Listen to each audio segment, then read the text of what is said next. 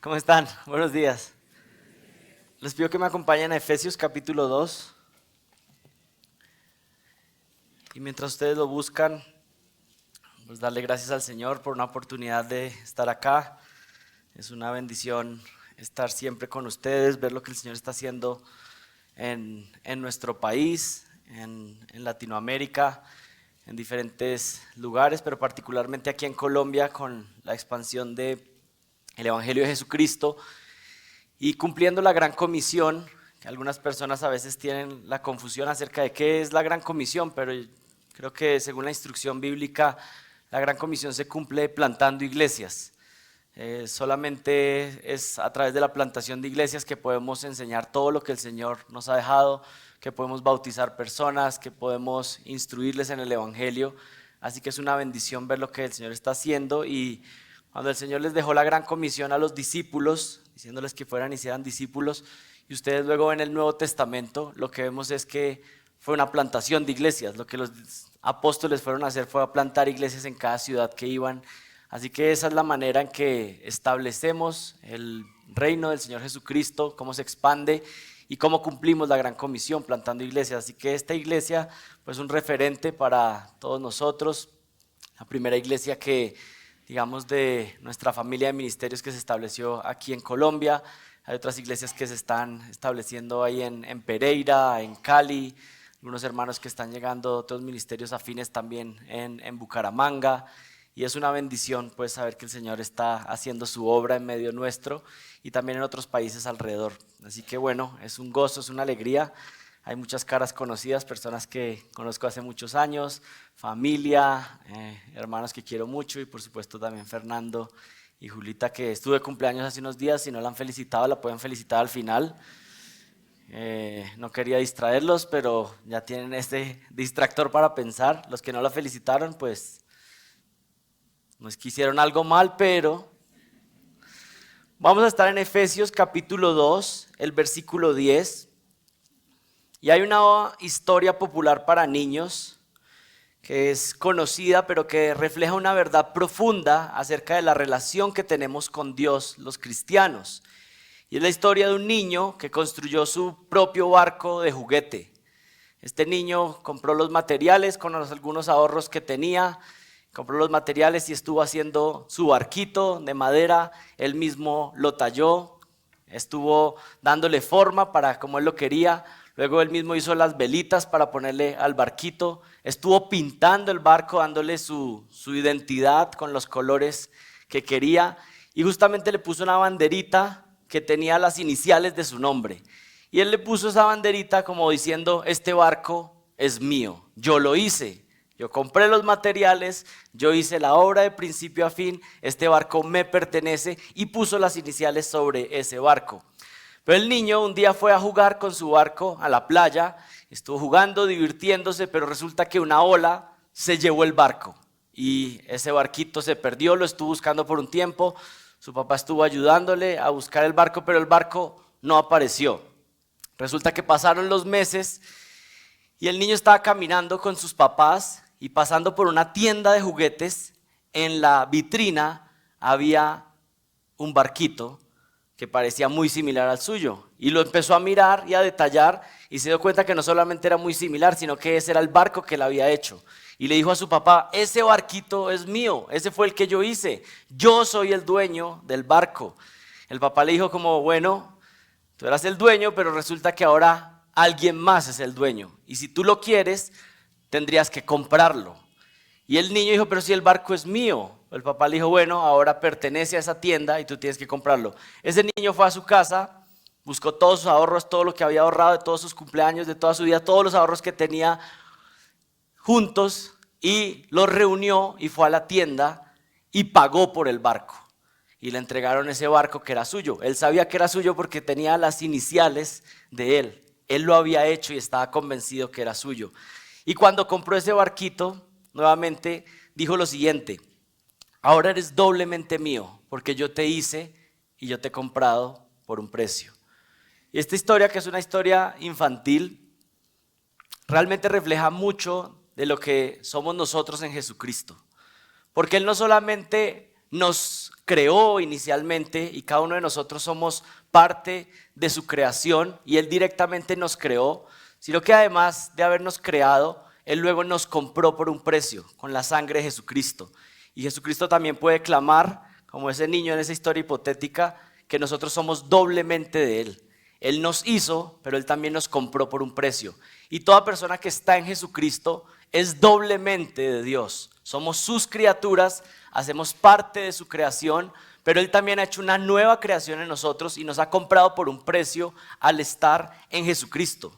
Esta historia relata la verdad de que toda persona que ha sido rescatada, que ha sido salvada por la gracia de Jesucristo, ha sido comprado por la sangre de Jesús y es doblemente de Él. Él nos creó, somos suyos, pero además de eso, Él nos compró con el precio de su sangre. Somos doblemente de Él.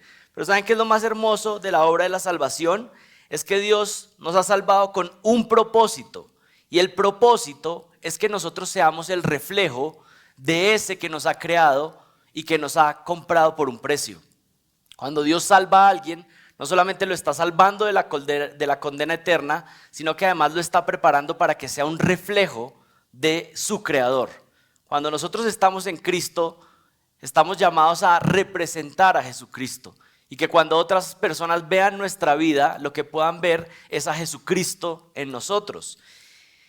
Y esto es lo que vamos a estar estudiando en Efesios capítulo 2, el versículo 10. Miren lo que dice. Porque somos hechura suya, creados en Cristo Jesús, para hacer buenas obras, las cuales Dios preparó de antemano para que anduviéramos en ellas. Yo les pido que me acompañen en oración para pedirle al Señor que nos bendiga y nos dirija y nos ilumine en este tiempo, para que podamos entender su palabra. Oremos. Padre, te doy gracias por tu bondad, por tu misericordia, Señor, porque tú nos has comprado por un precio. Tú no solamente has sido nuestro creador y tenemos que adorarte y exaltarte porque tú eres nuestro creador, pero también tú has hecho una nueva creación en nosotros al rescatarnos, al limpiarnos, al perdonarnos. Somos doblemente tuyos, Señor, te pertenecemos completamente. Tú eres nuestro amo y nosotros somos tus esclavos, tus siervos. Señor, te pido que por favor nos bendigas en esta mañana, que abras nuestros ojos espirituales para poder comprender tu palabra, que por favor transformes nuestras vidas. Señor, que si hay alguien que está muerto espiritualmente, el día de hoy pueda doblegarse ante ti, suplicar que tú le perdones, que tú le limpies, Señor, que tú lo salves. Pero también a tus hijos te pido que por favor todos podamos ser edificados, todos podamos crecer y podamos ser un reflejo de esa obra maestra, Señor, que tú has hecho en nosotros. Te pido que nos bendigas y nos dirijas y te pido esto en el nombre de Jesucristo. Amén.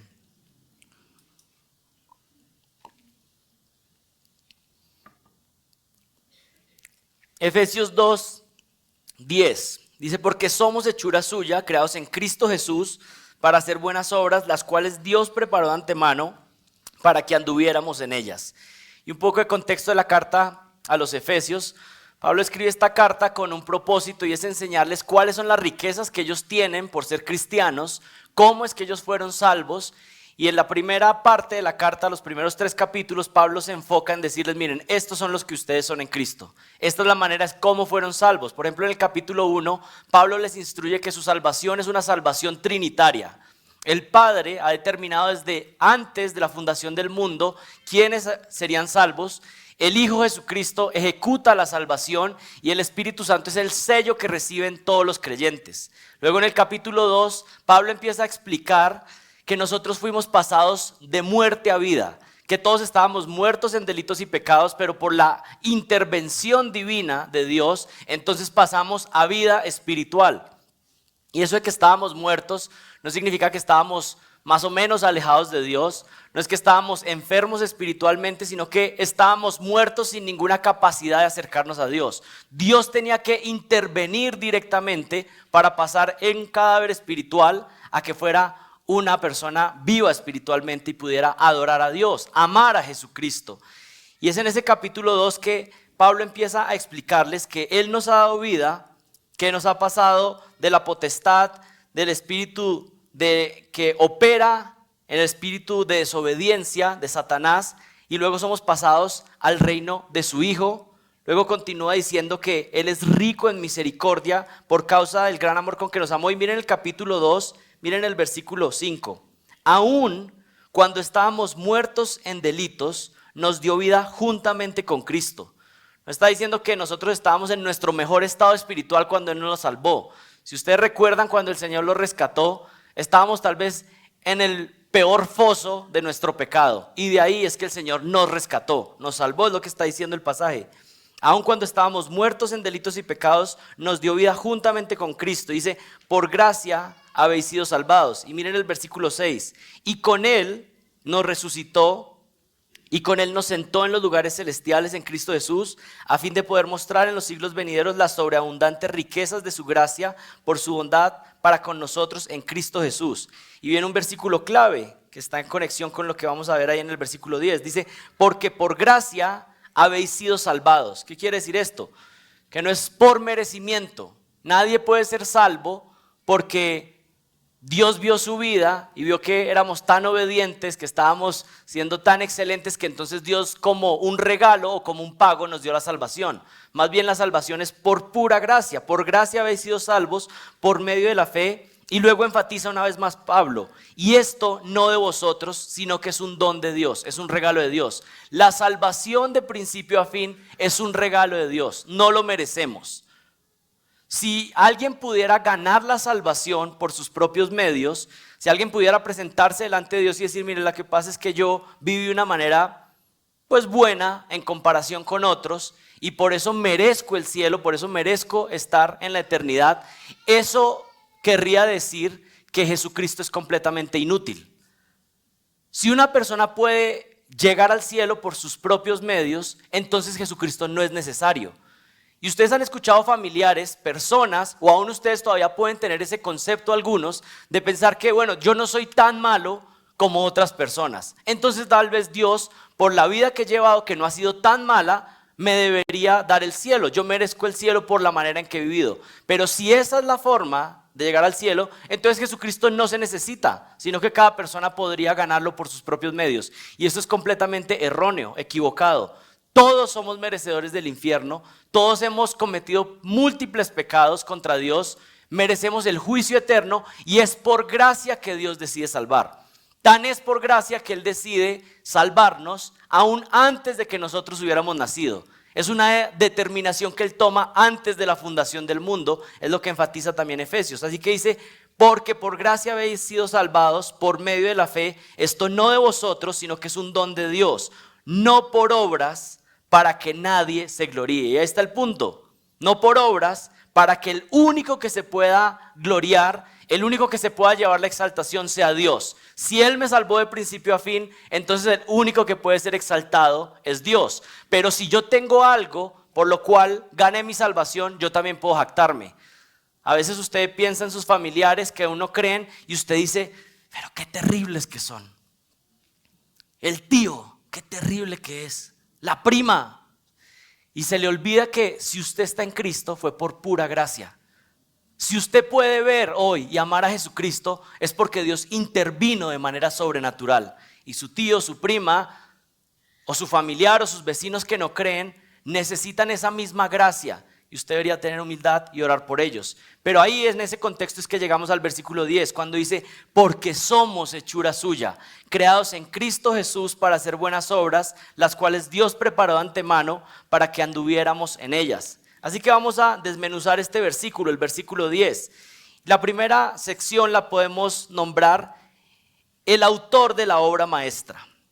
El autor de la obra maestra. Y miren el versículo 10, porque somos hechura suya. Somos hechura suya. Y aquí en el contexto, cuando está hablando de que somos hechura suya, está hablando de que las personas que son salvas por gracia son una obra de Dios. Cuando está hablando de que somos hechura suya, está hablando de que nosotros hemos sido recreados en nuestra salvación. Tenemos un nuevo nacimiento, es una nueva obra que Dios hace en nosotros. Y en el versículo 10 está enfatizando esto. Aquellos que han sido salvos por gracia son una nueva obra, una nueva criatura que Dios ha hecho. Hechura suya somos, está hablando de esa nueva creación, una obra maestra que Dios está haciendo. Miren, si ustedes lo pudieran leer en el original, no dice porque somos hechura suya, sino que dice de Él somos hechura. Y esto tiene un énfasis, lo que está haciendo el énfasis es el autor. Él es el énfasis, Él es el que causa todo para nuestra salvación.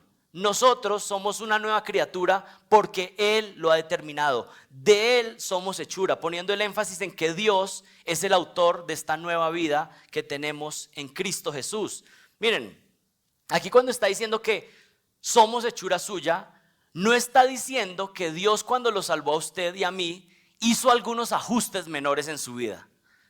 No está diciendo que tal vez hizo algunas reparaciones menores, que usted tal vez tenía algunas cosas en las cuales tenía que mejorar, algunos defectos pequeños que él tenía que tal vez convertir un poco, algunos cambios o ajustes o mejoras o reparaciones.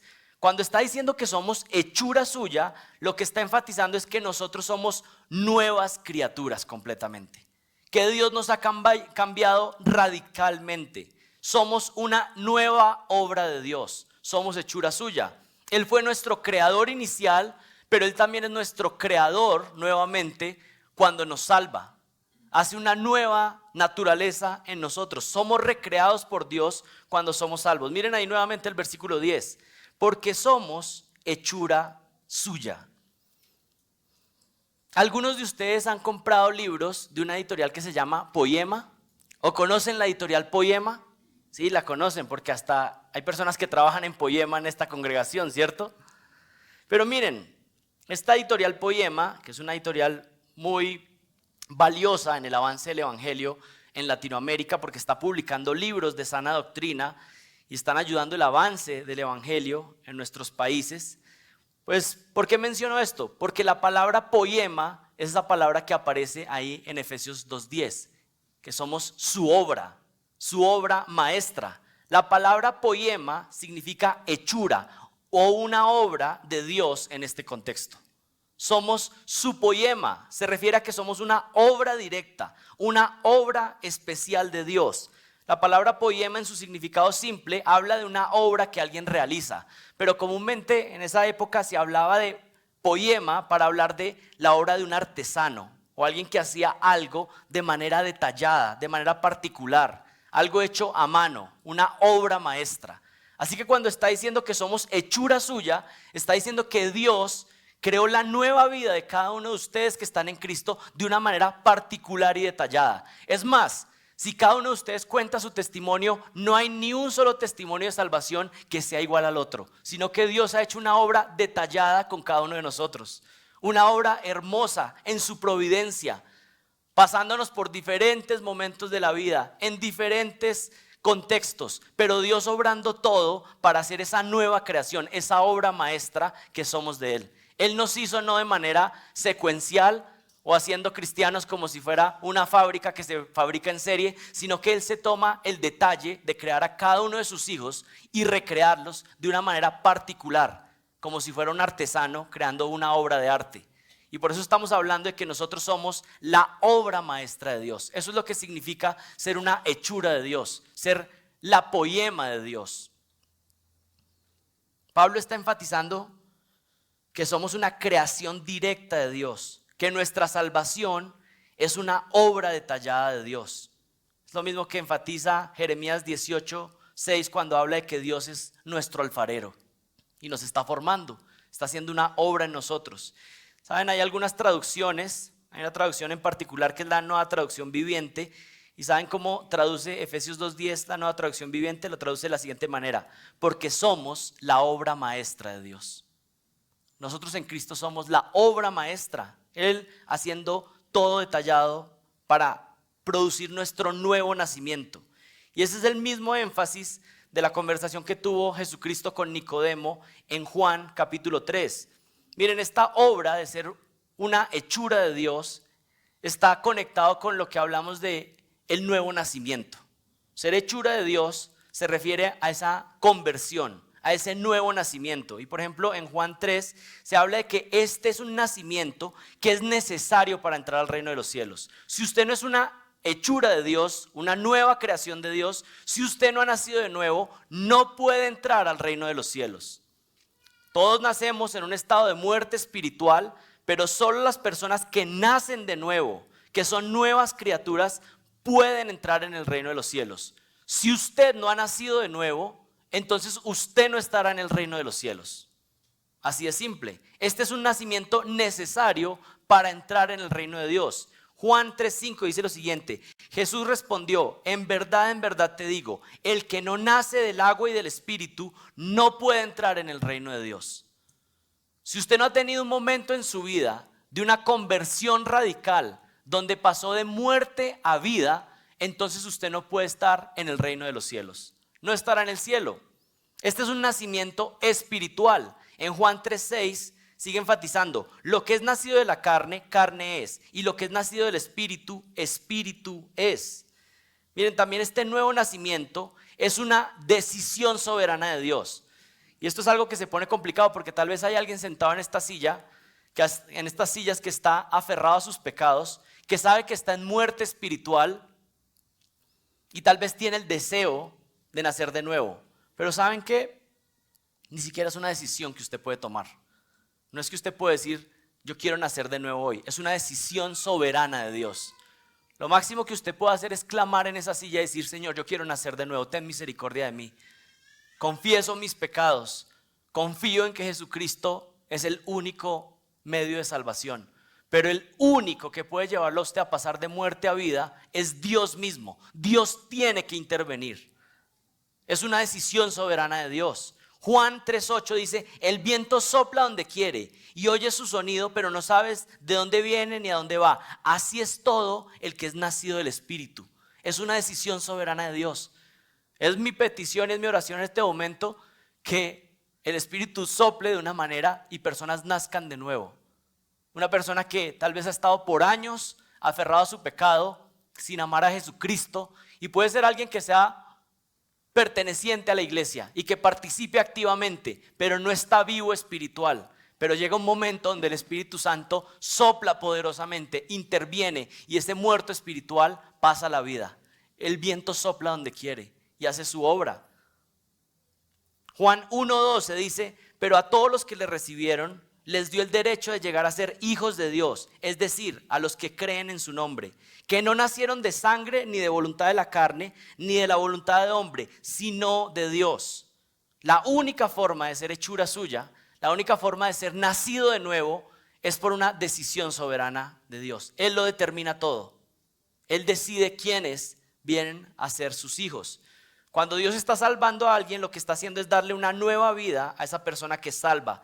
Está perdonándolo, está dejándolo libre de su culpa por el pecado, está justificándolo completamente, pero además de eso está formando como un artesano una vasija de barro que pueda traerle gloria a él.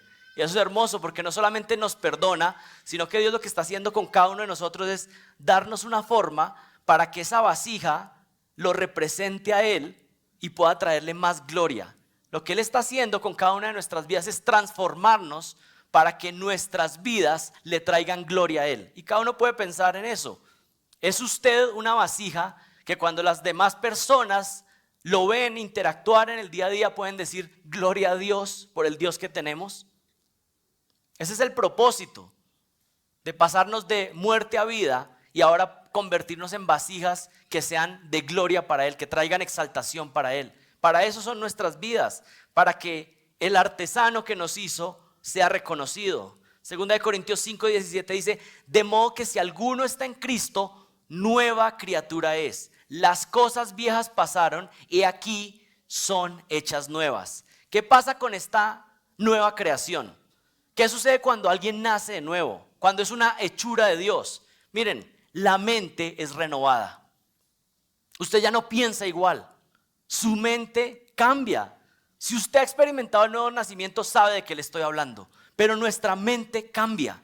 Ya no pensamos ni razonamos igual. Miren, el pecado es tan potente que aún daña la mente humana.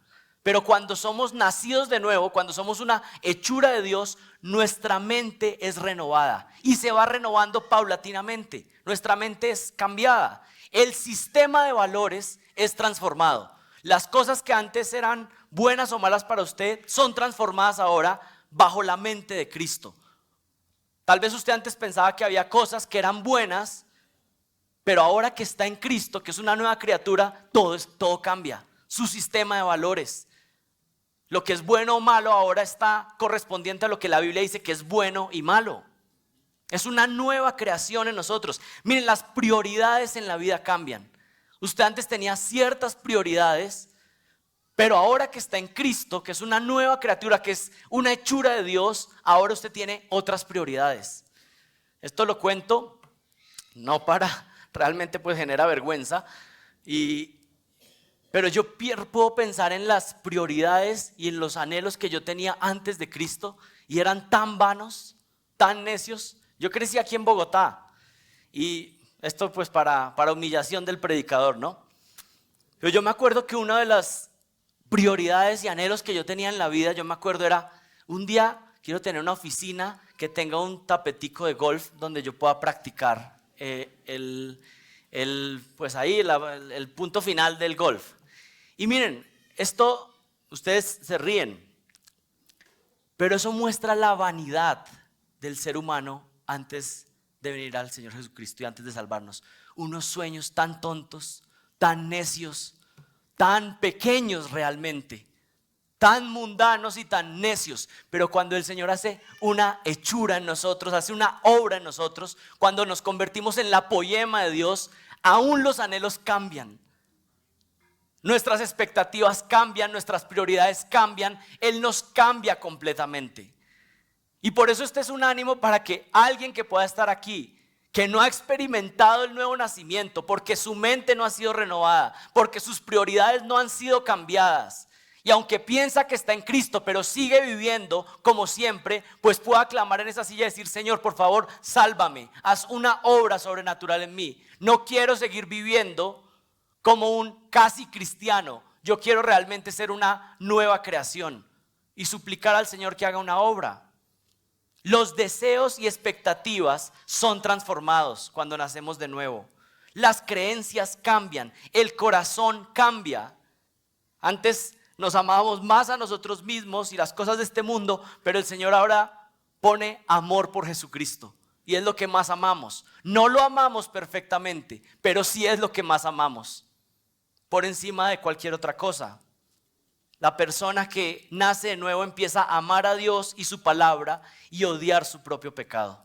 Eso es lo que sucede con alguien que es una hechura de Dios. Este es un cambio radical, pero es un cambio radical que saben que no es opcional. No es que algunos tienen este cambio radical y otros no. Aquellos que están en Jesucristo tienen que experimentar esta obra sobrenatural que Dios está haciendo. Y por supuesto es paulatina, va creciendo. Pero hay un cambio. Esto no es opcional para algunos. Esta es la obra que hace Dios en todos sus hijos. No es que algunos pueden ser salvos sin la intervención radical de Dios en su vida. Todos aquellos que somos hechura suya experimentamos un cambio en nuestra vida, inevitablemente. Y escuche con atención esto que voy a decir. No somos salvos por el cambio, pero cuando Él nos salva, inevitablemente cambiamos. Lo repito, no somos salvos por el cambio, pero cuando Él me ha salvado, inevitablemente cambiamos. Y eso es muy importante. Aquí el orden de los factores sí altera el producto. No somos salvos por las obras, pero Él sino cuando nos rescata, nos salva para hacer buenas obras que sean agradables a Él. No somos salvos por el cambio, pero cuando Él nos salva, inevitablemente cambiamos. Y esto se enfatiza también en Efesios 4:24. Ahí en Efesios vayan al capítulo 4 y miren el versículo 24. Y que os vistáis del nuevo hombre, en el cual a la semejanza de Dios ha sido creado en la justicia y la santidad a la verdad. Este es un cambio que nos guía a la justicia, a la santidad. Miren, estamos viendo entonces el autor de la obra maestra, que es nuestro Dios. Pero ahora pasemos al segundo punto, el molde de la obra maestra.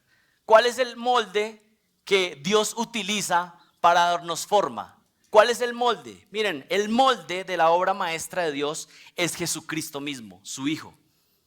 ¿Cómo es que Dios nos está dando forma? ¿O a la forma de qué nos está transformando?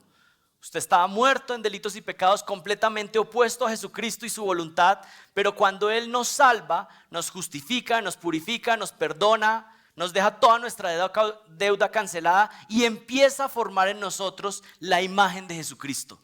Que usted y yo seamos más similares a Jesucristo, al varón perfecto. El molde de la obra maestra que Dios está haciendo es Jesucristo. Fuimos creados a imagen de Dios inicialmente, pero por el pecado esa imagen se desfiguró y ahora cuando el Señor nos hace nacer de nuevo, empieza a formar en nosotros, a restaurar la imagen del varón perfecto, que es Jesucristo, quien es Dios mismo.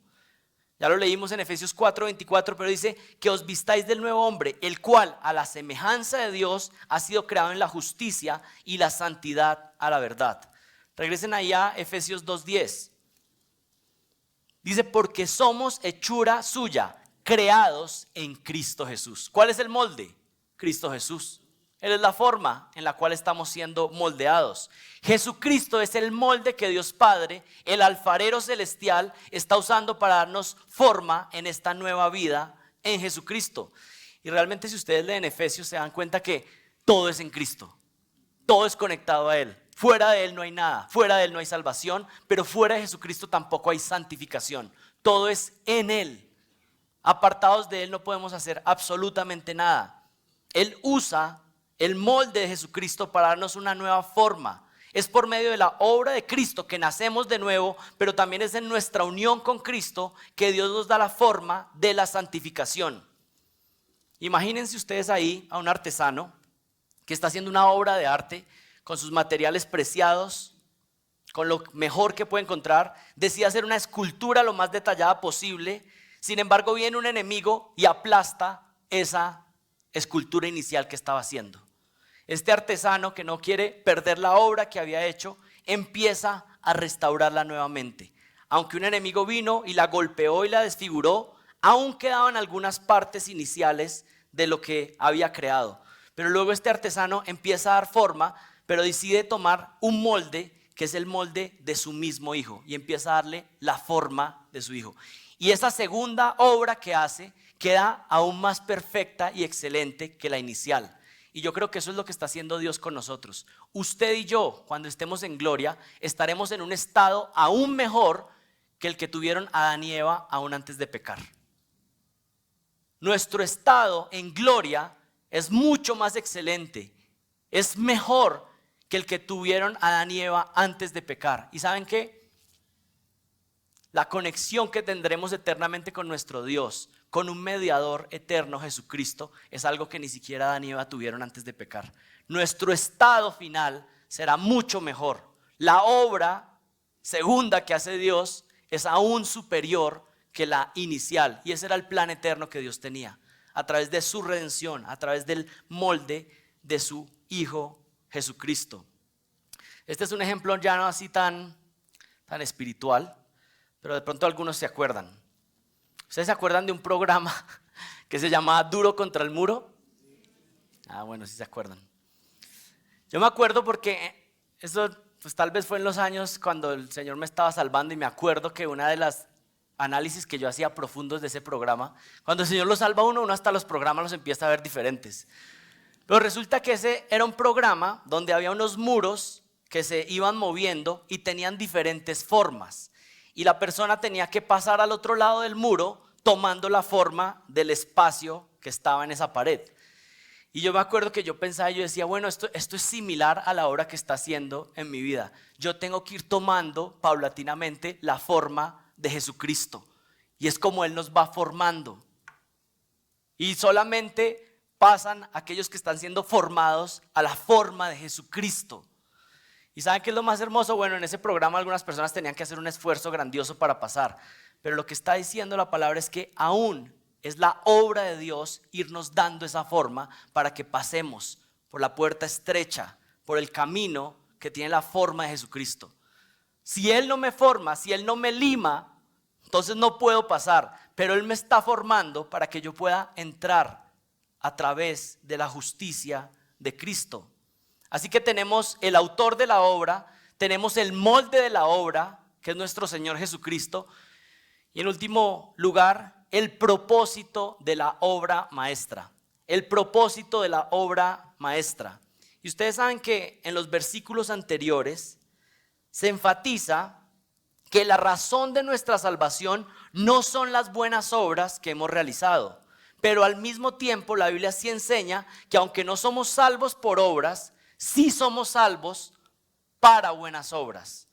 Yo no soy salvado por las buenas obras que he hecho, pero ahora que soy salvo, sí fui creado para hacer buenas obras que sean agradables a Dios. Eso es lo que enseña la Biblia. Miren ahí con atención el capítulo 2 y miren el versículo 9 y el versículo 10. Hay una diferencia clave, es una sola palabra, pero esa sola palabra pequeña, 3 letras, hace toda la diferencia. Miren, no por obras, para que nadie se gloríe. Pero luego termina diciendo el versículo 10, para que anduviéramos, ¿qué? En buenas obras. ¿Cuál es la diferencia? El por y el para. No soy salvo por obras, pero sí soy salvo ¿para qué? Para buenas obras. No por obras. ¿Qué significa no por obras? No por causa de las buenas obras soy salvo, pero sí para obras. ¿Qué significa esto? Que ahora siendo salvos fuimos hechos para vivir de una manera que refleje a nuestro autor, el molde en el cual fuimos creados. La fe es el terreno de donde surge la salvación y de este terreno crece un árbol que da fruto espiritual.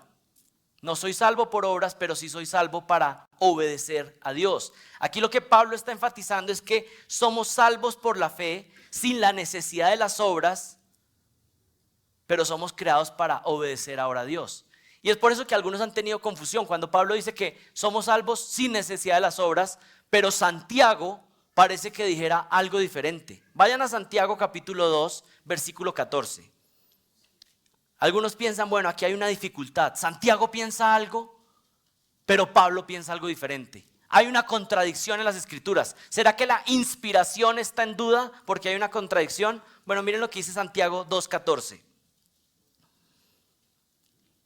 Hermanos míos, ¿de qué aprovechará si alguno dice que tiene fe y no tiene obras? ¿Podrá la fe salvarle?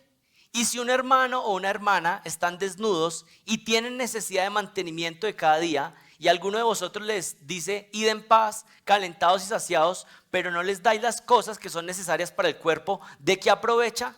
Y miren el versículo 17, que parece contrario a lo que Pablo está diciendo. Dice, así también la fe, si no tiene obras, es muerta en sí mismo. Tenemos a Pablo diciendo que no somos salvos por las obras, pero tenemos a Santiago diciendo que la fe sin obras es muerta. ¿Qué significa? Bueno, los dos están enfatizando exactamente lo mismo.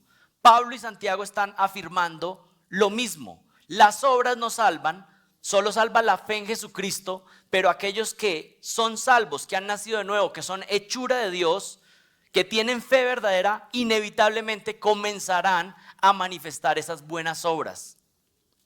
Si usted es un árbol de mango, usted no es, pero no pueden salir mandarinas del árbol de mango. Si usted es cristiano, inevitablemente lo que va a suceder es que usted va a empezar a producir buenas obras de justicia, porque eso es lo que tenemos en esta nueva naturaleza, que nos vamos pareciendo cada vez más a Jesucristo. No todos al mismo nivel, no todos a la misma velocidad, no todos dan la misma cantidad de fruto, pero algún fruto tiene que ser evidente en su vida si usted ha nacido de nuevo, si usted es una hechura de Dios. Lo que Santiago está diciendo es que si tú dices que eres creyente, pero viene un hermano y te pide ayuda y tú tienes con qué ayudarle, pero le dices, no, ¿sabe qué? Vaya, que Dios lo bendiga. Pues dice, ¿sabes qué? No importa que digas tanto que tienes fe, si no se manifiesta en la vida que tienes esa fe verdadera. Es decir, la fe verdadera tiene una evidencia con la manera en que se vive. No soy salvo por esas obras, pero una vez que el Señor me ha salvado, pues entonces lo manifiesto.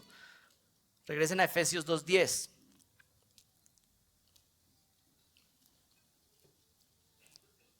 Y mientras lo van buscando, les hago una pregunta. ¿Son las buenas obras algo que una persona puede presentar delante de Dios como algo por lo cual Dios deba aceptarlo en el reino de los cielos? Y aún piensen en esto. ahora que están en Jesucristo y que hacen obras que son agradables al Señor, porque las hacemos a través de Él, ¿esto nos gana más aceptación delante de Dios o nos ama más por la manera en que obedecemos ahora en Cristo? Miren lo que dice Efesios 2:10. Porque somos hechura suya, creados en Cristo Jesús para hacer buenas obras. Pero miren cómo termina el versículo. Las cuales Dios preparó de antemano para que anduviéramos en ellas. ¿Saben qué? Esta es la estocada final al orgullo completo. Usted no es salvo por obras, pero ¿saben qué? Aún las obras que hace siendo creyente, Dios las preparó de antemano. ¿Saben qué? Si quería jactarse de algo, Pablo está diciendo silencio, porque Dios hace todo de principio a fin. Aún cualquier buena obra que haces para la gloria de Dios, estando en Cristo, Dios la preparó de antemano para ti. Haces algo que agrada al Señor, el Señor lo preparó de antemano para que tú pudieras hacerlo. ¿Saben para qué? Para que solamente Él pueda llevarse la gloria. Por eso somos completamente necios cuando hacemos algo para Dios y esperamos algún reconocimiento para nosotros. Toda la gloria es para Él. Él me dio la salvación, Él me dio la capacidad, pero aún ahora, estando en Él, que puedo hacer alguna cosa para Él, Él la preparaba de antemano. Toda la gloria es para Él. Yo no tengo nada en que jactarme. Él lo ha hecho absolutamente todo. Él es el único digno de la gloria. Esa es la estocada final al orgullo y la arrogancia humana. Imagínense a alguien jactándose que ha hecho algo para Dios, cuando Dios está diciendo: si has podido hacer algo en obediencia para mí, es porque yo lo ordené desde antes de la fundación del mundo. Primero, lo hiciste porque yo te hice nacer de nuevo. Y segundo, cada obra de obediencia y santidad que has hecho es porque yo la determiné de antemano. Miren, ¿saben qué está diciendo esto? Que Dios no solamente determina mi salvación, sino que Dios determina mi santificación. Esto rompe cualquier capacidad de jactarnos o enorgullecernos si hemos podido hacer algo para Él. Él mismo lo había determinado para mí. Si puedo hacer algo en obediencia. Y saben, esto también muestra algo del amor de Dios. Imagínense al Señor planificando nuestras vidas y aún cualquier servicio o ministerio, y el Señor habiéndolo determinado desde antes y preparando esas buenas obras en las cuales ahora yo puedo caminar, pero que Él había determinado y preparado para mí. Es una muestra del amor de Dios, organizando nuestras vidas en nuestra salvación, preordenando cada momento, todo camino detallado en mi vida para hacer una obra maestra conmigo, con ustedes que están en Cristo. Miren, hace unos días un hermano me mandó un video de él con su hijo haciendo una obra de carpintería. Y el niño estaba ahí haciendo la obra como si él fuera el carpintero profesional. Entonces el papá lo estaba grabando, pero realmente todo, pues los implementos los había comprado el papá, la maquinaria la compraba el papá. El niño se hacía como que estaba haciendo algo, pero cuando se iba desviando o aun cuando se iba a lastimar más allá de lo que podría lastimarse normalmente, yo después le dije al hermano: mira, sabes que no tenías todas las medidas de seguridad, ¿no? para que el niño hiciera el proyecto de carpintería. Pero este niño estaba haciendo la obra pensando que él estaba haciendo todo. Él, cuando terminaron seguramente de construir el mueble, el niño quedó convencido de que él lo había hecho todo. Pero ¿saben qué? Su papá había estado organizando todo para que saliera bien. Él había comprado los materiales, él monitoreaba cuando el niño se iba desviando, lo protegía aún, no para que no se lastimara en ningún momento, pero que ninguna herida fuera a ser tan grande que lo llegara a dañar completamente. Y eso es lo que está haciendo Dios con nosotros. Él ha determinado absolutamente todo y está obrando en nosotros para conformarnos a la imagen de Cristo. Otra ilustración: ustedes han visto en Navidad los niños le piden al papá plata para comprarle regalo al papá, ¿sí? Y uno, bueno, está bien, gracias. Casi siempre son medias. No sé por qué nos ven tan mal de medias a los papás. Hay otras cosas que necesitamos. Pero el niño lo hace con amor y dice: le voy a dar un regalo a mi papá. Pero ¿saben qué? No hay ningún lugar para la jactancia en el niño. Porque aún el papá le dio los recursos para darle ese regalo que le está dando al papá. Y eso es algo muy similar a lo que sucede con Dios. Nosotros hacemos cualquier cosa para Él, pero si lo hice es porque Él mismo me dio la capacidad y los recursos para poder hacerlo. Así que no queda ningún orgullo para mí. Toda la gloria es para Él. Y si puedo hacer algo para su gloria, entonces es porque Él lo ha determinado y Él me ha dado la capacidad y Él debe ser exaltado.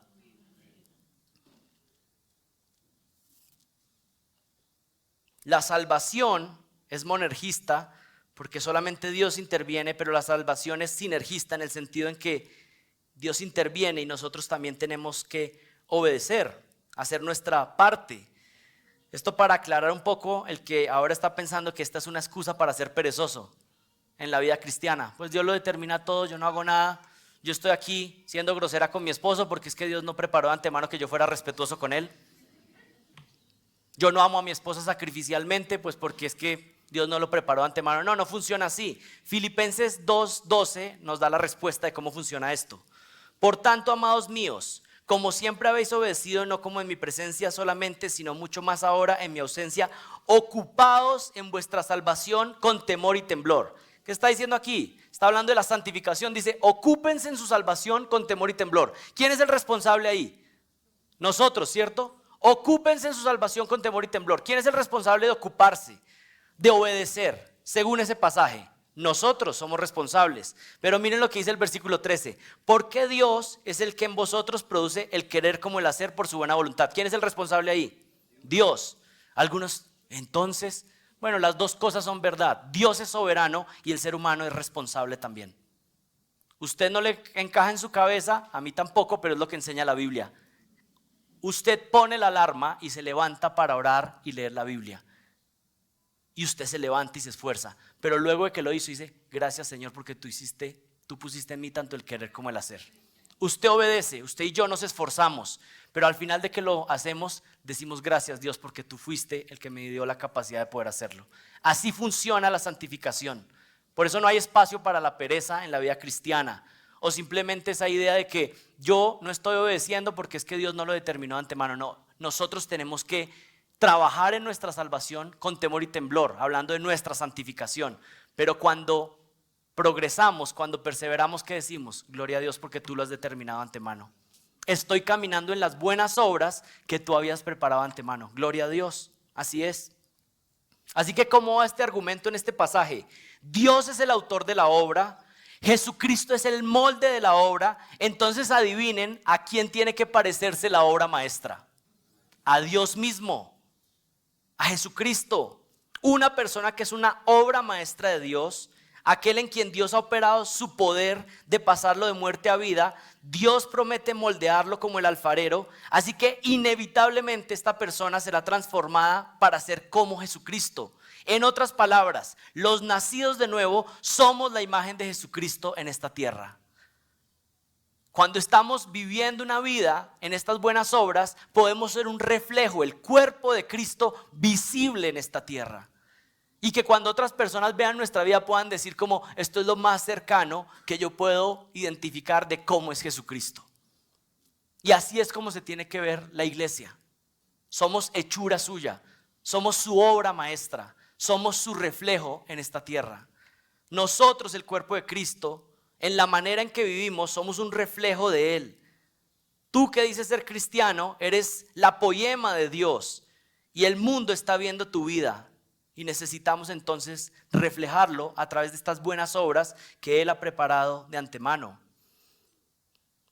Vamos a ir mirando para ir aterrizando el avión. Es que aquí son dos servicios, ¿no? Yo pensé que eran toda la mañana en uno solo. Pensemos un poco en las buenas obras. ¿Cómo se ve esto en la práctica? ¿Sí? ¿O qué dice la Biblia acerca de las buenas obras? Miren, número 1, las buenas obras traen alabanza a Dios. Las buenas obras traen alabanza a Dios. Traen exaltación a Dios. Y esto es tan hermoso cuando usted obedece al Señor y otra persona es beneficiada. ¿Sabe qué pasa? Que suben alabanzas a Dios. Por ejemplo, cuando usted es generoso con alguien, haciendo una buena obra que el Señor puso en su corazón, esa otra persona le puede dar las gracias a usted, pero esa persona también en su intimidad eleva acciones de gracias a Dios y dice, gracias Señor porque tú eres tan generoso. Cuando usted está sirviendo, representando a Jesucristo, hace que otras personas estén alabando a Dios con su servicio, con su humildad, con lo que hace. Así que las buenas obras traen alabanza a Dios. Mateo 5:16. Así brille vuestra luz delante de los hombres para que vean vuestras buenas obras y glorifiquen a vuestro Padre que está en los cielos. Nuestras buenas obras hacen que haya alabanza de otros hacia Dios. Y 1 de Pedro 2:12, mantened entre los gentiles una conducta irreprochable, a fin de que en aquello que os calumnian como malhechores, ellos, por razón de vuestras buenas obras, al considerarlas, glorifiquen a Dios en el día de la visitación. Así que las buenas obras traen alabanza a Dios. ¿Qué más? Las buenas obras comúnmente están relacionadas con dar generosamente en la Biblia. Hechos 9:36. Había entonces en Jope una discípula llamada Tabita, que traducido es Dorcas, y esta mujer era rica en buenas obras y de caridad que hacía continuamente. Una conexión común entre buenas obras y dar generosamente a otros. O 2 de Corintios 9:8, y Dios puede hacer que toda gracia abunde para vosotros, a fin de que teniendo siempre todo lo suficiente en todas las cosas, abundéis para toda buena obra. ¿Saben qué? Dios dice que aquellos que son generosos, Dios les reabastece para que puedan seguir dando y siendo generosos. 1 de Timoteo 6:17, a los ricos de este mundo, enséñales que no sean altaneros, ni pongan su esperanza en la incertidumbre de las riquezas, sino en Dios, el cual nos da abundantemente todas las cosas para que las disfrutemos. Enséñales que hagan bien, que sean ricos en buenas obras, generosos y prontos para compartir. Algunos están diciendo, ay, dice para los ricos de este mundo, no aplica para mí. Bueno, principalmente para los ricos que tienen mucho como dar, pero todos estamos llamados a ser generosos. Generosos con la iglesia, pero no solamente en eso, en todas nuestras interacciones con otras personas que tienen necesidad, pero también uno puede ser generoso con un amigo que tal vez no está en necesidad, pero usted quiere mostrar generosidad, que usted quiere dar. El Señor, al que es generoso y utiliza su generosidad para mostrar esas buenas obras, el Señor lo reabastece una y otra vez para que pueda seguir siendo un canal de bendición para otros. Las buenas obras se identifican con dar fruto del Espíritu en nuestra vida. Por ejemplo, en Colosenses 1:10 dice, para que andéis como es digno del Señor, agradándole en todo, dando fruto en toda buena obra. O sea, representando el fruto del Espíritu en nuestra vida. Amor, gozo, paz, paciencia, benignidad, bondad, fidelidad, mansedumbre. Toda buena obra representando el fruto del Espíritu en nuestra vida. Las buenas obras son capacitadas y afirmadas por Dios, 2 de Tesalonicenses 2:16. Y que nuestro Señor Jesucristo mismo y Dios nuestro Padre, que nos amó y nos dio consuelo eterno y buena esperanza por gracia, consuele vuestros corazones y os afirme en toda buena obra y toda palabra buena. Así que es Dios quien nos afirma y nos fortalece. Apartados de Él no podemos hacer nada que sea agradable a Él. Otra realidad acerca de las buenas obras: serán recompensadas en el cielo. 1 Corintios 3:12. Ahora bien, si sobre este fundamento alguno edifica con oro, plata, piedras preciosas, madera, heno, paja, la obra de cada uno será evidente, porque el día la dará a conocer, pues con fuego será revelada. El fuego mismo probará la calidad de la obra de cada uno. Si permanece la obra de alguno que ha edificado sobre el fundamento, recibirá recompensa. Es decir, las buenas obras que hacemos en Jesucristo serán recompensadas. Usted está con una cuenta que está acumulando en los cielos. Usted está haciendo tesoros en los cielos si está haciendo las buenas obras que glorifican al Señor. Las buenas obras son el sello de un hombre o una mujer que teme a Dios. 1 de Timoteo 2:9. Asimismo que las mujeres se atavíen de ropa decorosa, con pudor y con modestia, no con peinado ostentoso, ni oro, ni perlas, ni vestidos costosos, sino con buenas obras. Está diciendo que una mujer de Dios, más allá de su peinado o su vestimenta, tiene que estar vestida de buenas obras. Qué hermoso que pueda haber una mujer que las otras personas de la iglesia pueden decir, esta mujer es bella en sus buenas obras. Es una representación de Jesucristo en todo lo que hace. En 1 de Timoteo 5:9 hay algo interesante. Dice que había unas viudas que tenían que recibir un apoyo económico, pero da la descripción de cuáles eran esas viudas. Y mire lo que dice 1 de Timoteo 5:9. Que la viuda sea puesta en la lista solo si no es menor de 60 años, habiendo sido la esposa de un solo marido, es decir, que fue una mujer fiel, que tenga testimonio de buenas obras, que ha criado hijos, que ha mostrado hospitalidad a extraños, ha lavado los pies de los santos, se ha ayudado a los afligidos y se ha consagrado a toda buena obra. Algunas están preocupadas porque nunca le han lavado los pies a ningún hermano.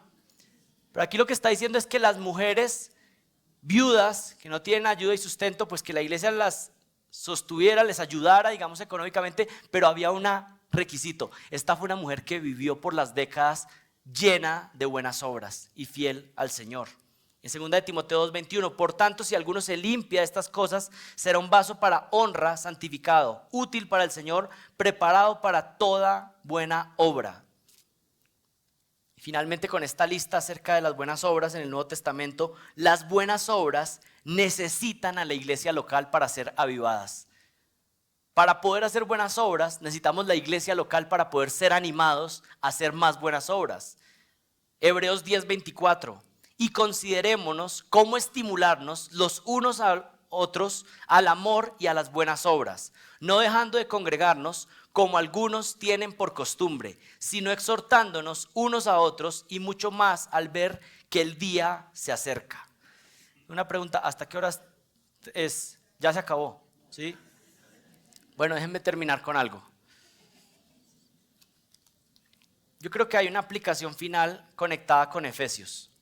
Y es que Pablo les dice todo lo que son en Cristo en los primeros 3 capítulos y al final entonces les dice así ustedes tienen que vivir. Y por ejemplo empieza a hablar de las buenas obras que una mujer debe ejecutar en casa, siendo la ayuda idónea a su esposa. Hablando de cómo los hombres deben amar a sus esposas así como Cristo ama a la iglesia. Miren que termina la carta diciéndoles si ustedes son esto en Cristo, entonces ahora vivan de esta manera para la gloria de Dios. Abunden en buenas obras como esposas. Entonces una esposa que quiere ser una ayuda idónea para tu esposo, ora por él. Cuando estés en público con otras personas, siempre conviértete en la fan número 1 de tu esposo. Habla respetuosamente de él. Bueno, en público y en privado también. Pregúntale qué tienes que hacer esta semana y cómo puedo yo ayudarte para que puedas hacer la tarea que Dios te está llamando a hacer. Eso es ser una ayuda idónea, intencionalmente. Haz que tu casa sea un refugio para Él. Eso es ser una ayuda idónea. Y el hombre, ser un hombre que ama a su esposa sacrificialmente, que no es tacaño con ella, sino que está dispuesto para darle lo que ella necesita. Y aún más, sacrificarse para poner los intereses de ella primero, como Cristo hace con la iglesia. Y aquellos que están solteros, el énfasis del Nuevo Testamento para los solteros es: inviertan su tiempo para el avance del evangelio sirviendo a la iglesia. Busquen formas en cómo servir a la iglesia. Busquen formas en cómo evangelizar a otros. Así que ahí tenemos 3 grupos: mujeres casadas, hombres casados y solteros, abundando en buenas obras para que nuestro Señor sea exaltado y glorificado. Porque somos hechura suya, creados en Cristo Jesús para hacer buenas obras, las cuales Dios preparó de antemano para que anduviéramos en ellas. Oremos. Padre, gracias por tu palabra. Y gracias por la salvación que nos has dado, pero gracias porque también has preparado buenas obras de antemano para que nosotros anduviéramos en ellas. Ayúdanos a caminar sobre esas buenas obras y que tú seas exaltado y glorificado. Te pido esto en el nombre de Jesucristo. Amén.